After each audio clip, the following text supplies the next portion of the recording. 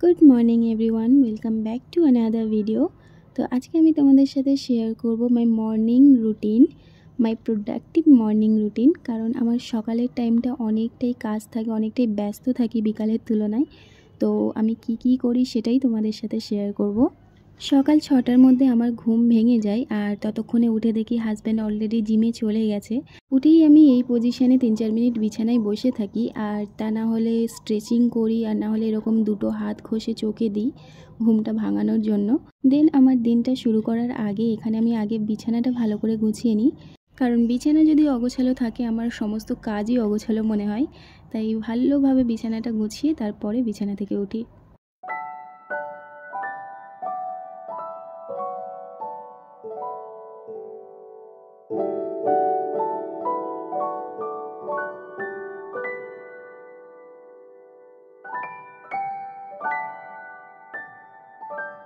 এই যে দেখো, এখানে আমার সুন্দরভাবে বিছানাটা গুছানো হয়ে গেছে। এবার আমি যাব ফ্রেশ হতে।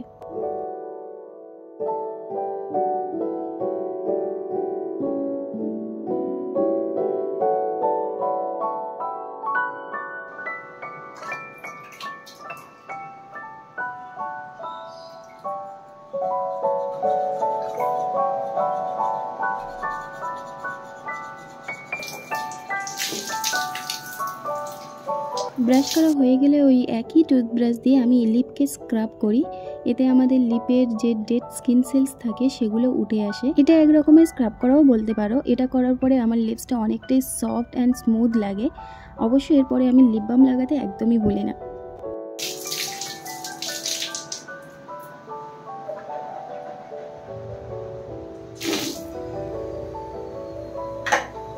ব্রাশ কমপ্লিট করার পরে এখন আমি করব ফেস ওয়াশ। আর রিসেন্টলি আমি ইউজ করছি জোভিসের এই নিম ফেস ওয়াশটা। অনেক মেয়েরাই আছে যারা অ্যাকনে পিম্পলের জন্য বিরক্ত। তো আলহামদুলিল্লাহ আমার স্কিনটা অ্যাকনে পিম্পল স্কিন নয়। এর কারণটা আমি ঠিক বলতে পারবো না, কিন্তু আমি টিনেজ এজ থেকে আমি নিম বেসিসে যে ফেস ওয়াশগুলো হয় সেগুলোই ইউজ করি। বিশেষ করে হিমালয়াটা ইউজ করতাম, তো হয়তো এটাও একটা কারণ হতে পারে। এছাড়াও রিসেন্টলি আমি এই জুভিসের নিম ফেস ওয়াশটা ইউজ করছি, আর এটাও আমার স্কিনে দারুণ স্যুট করেছে। আর এছাড়াও আমি মামাআর্থের ফেস ওয়াশ ইউজ করে দেখেছি, তো আমার স্কিনে অতটাও প্রবলেম হয়নি, সবগুলোই স্যুট করে গেছে। তো এখন হয়ে গেছে আমার স্কিন কেয়ারের সময়। তো এখানে আমি একটা ছোট্ট টাওয়েল দিয়ে ভালো করে স্কিনটা মুছে নিয়েছি। আর এখন আমি ইউজ করব টোনার। তো এখানে আমি ইউজ করছি rose water as a toner. Rose ওয়াটারটা আমি এরকম স্প্রে বটলে ট্রান্সফার করে নিয়েছিলাম। নিয়ে আমি রোজ ওয়াটারটা ফেসে স্প্রে করার পরে 2 থেকে 3 মিনিট ওয়েট করব এটা শুকানোর জন্য। দেন আমি ইউজ করব ময়শ্চারাইজার। আর ময়শ্চারাইজারের জন্য আমি ইউজ করব বায়োটিকের মর্নিং নেকটার, যেটা এখন SPF-এ এসছে। তো এটা ইউজ করছি কারণ এটা আমার অল টাইম ফেভারিট, আর এটা আমার স্কিনে দারুণ একটা গ্লো নিয়ে আসে। তো তোমরাও এটা ট্রাই করে দেখতে পারো।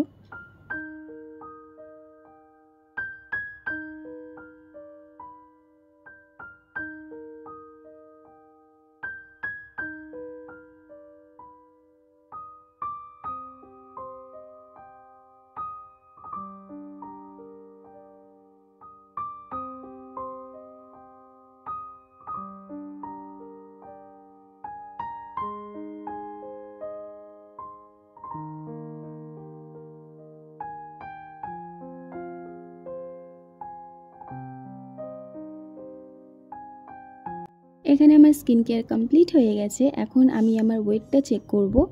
আর ওয়েটটা ইদানিং অনেকটাই বেড়ে গিয়েছে, তো তার জন্য স্ট্রিক্টলি ডায়েট করতে হবে, যেটা আমি অলরেডি স্টার্ট করে দিয়েছি। তো সেরকম একটা ভালো রেজাল্ট এলে আমি অবভিয়াসলি তোমাদের সাথে শেয়ার করব যে আমার ওয়েট কত ছিল আর কত আমি কমাতে পেরেছি। তারপর তোমরা যদি চাও আমি আমার ডায়েটটাও তোমাদের সাথে শেয়ার করব, কারণ আমার ওয়েট যখনই বেড়ে যায় আমি এই ডায়েটটা ফলো করে খুব সহজেই আমার ওয়েট 4 থেকে 5 কেজি কমিয়ে ফেলতে পারি। তারপরে এখানে আমি সকালবেলা খাচ্ছি Luke worm water with chia seed and lemon. তো এটাই আমার মর্নিং ড্রিঙ্ক হয়। এটা আমি অল্টারনেট করতে থাকি, কখনো জোয়ানের পানি, না হলে কখনো জিরার পানি, এইসবের সাথে। এই ড্রিঙ্কটা আমি অনেকটা সময় নিয়ে সকালের ওয়েদার এনজয় করতে করতে খাই। দেন তারপরে চলে যাই এক্সারসাইজ করতে। 20 থেকে আধ ঘন্টা মতো আমি এক্সারসাইজ করি। তার উপরে আমি অতটা পারি না আর অতটা সময়ও দিই না, কারণ তারপরে আমার কুকিং করার আছে। তো এখানে আমি তো হাইড্রেট হয়ে গেছি। তারপরে আমার এই প্ল্যান্টগুলোকে হাইড্রেট করার সময় এক্সারসাইজ করার পরে এখানে আমি চলে আসি পানি দিতে এই প্ল্যান্টগুলোতে। আর এখানে ওয়েদার খারাপ কি এখানে মাটি খারাপ আমি ঠিক বুঝতে পারি না, কারণ যতবারই এরকম প্ল্যান্ট আনি সবগুলোই মারা যায়। তো এগুলোকে বাঁচিয়ে রাখার চেষ্টা চলছে আর কি। এখন বাজে প্রায় 9টা আর আমি চলে এসেছি কিচেনে রান্না করার জন্য, কারণ হাজব্যান্ড চলে আসবে 10টার মধ্যে, তারপরে খেয়ে চলে যাবে অফিসে। তো আমার এই 1 ঘন্টার মধ্যেই রান্না কমপ্লিট করতে হয়। কালকে হাজব্যান্ড নিয়ে এসেছিলো এই চুনোপুঁটি মাছগুলো, তো আজকেই এগুলো রান্না করব। তো অর্ধেক চুনোপুঁটি মাছ নিয়ে এখানে আমি প্রথমে ভেজে নিচ্ছি, এগুলোকে আমি ভর্তা করব। আর দেন বাকি যে অর্ধেকটা আছে সেটা নিয়ে আমি চচ্চড়ি করব।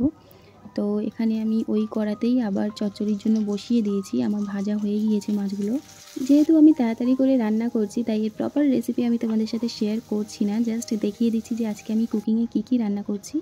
আর এখানে হচ্ছে শাক আলু ভাজা, আর এখানে আমার চচ্চড়িটাও রেডি। তো ভর্তাটাও এখানে আমি করে নিচ্ছি। তোমরা যারা ভর্তা খেতে ভালোবাসো আর চুনোপুঁটি মাছের ভর্তা যদি না খেয়ে থাকো, তাহলে এই রকমভাবে বানিয়ে একবার খেয়ে দেখতে পারো। ট্রাস্ট মি, অনেকটাই টেস্টি হয়। আমার তো ভীষণ ভালো লাগে মাছের ভর্তা।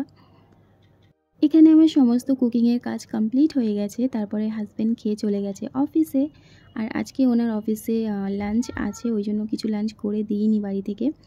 যাই হোক, হাজব্যান্ড চলে যাওয়ার পরে এখানে আমার শুরু হয়ে যায় ক্লিনিংয়ের কাজ।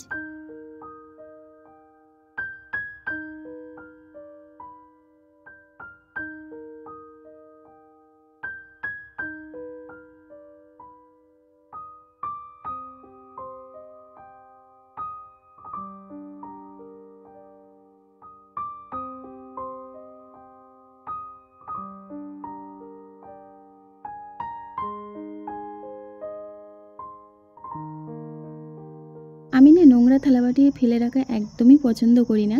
আর সকালে রান্না করার পরে এই কটাই থালাবাটি নোংরা হয়েছিল, তো চলে এসেছি সেগুলো ক্লিন করতে। ক্লিনিংয়ের কাজ কমপ্লিট করে এখন চলে এসেছি আমি আমার জন্য ব্রেকফাস্ট বানাতে। আর আমি এত দেরিতে কেন ব্রেকফাস্ট করছি তার কারণ হলো আমি ইন্টারমিটেন্ট ফাস্টিং করি, তার জন্য আমি 11টার সময় ব্রেকফাস্ট করি। যাই হোক, আজকে ব্রেকফাস্টে আছে ডিম টোস্ট।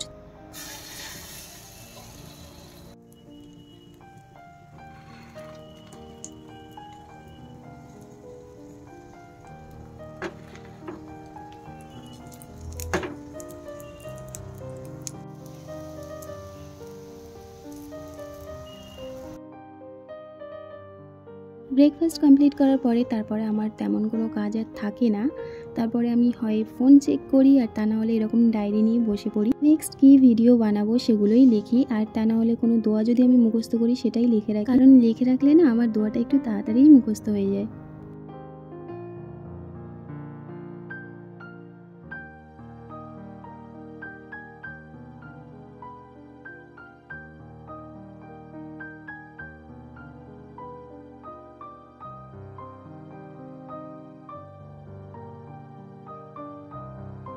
প্রত্যেক দিন ব্রেকফাস্ট করার আধা ঘন্টা পরে আমি যে কোনো একটা সিজনাল ফ্রুট খাই। তো আজকে বাড়িতে ছিল ম্যাঙ্গো, আর এখন যেহেতু সামার বাড়িতে তো ম্যাঙ্গো থাকবেই।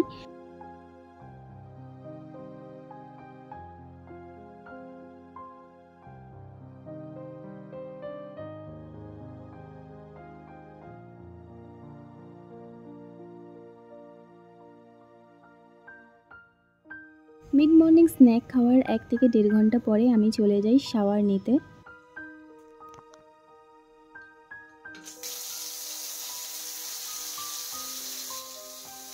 এই যে আমি বসে গেছি আমার লাঞ্চের প্লেট নিয়ে। লাঞ্চে আছে চুনোপুঁটি মাছের চচ্চড়ি, চুনোপুঁটি মাছ ভর্তা আর শাক ভাজা।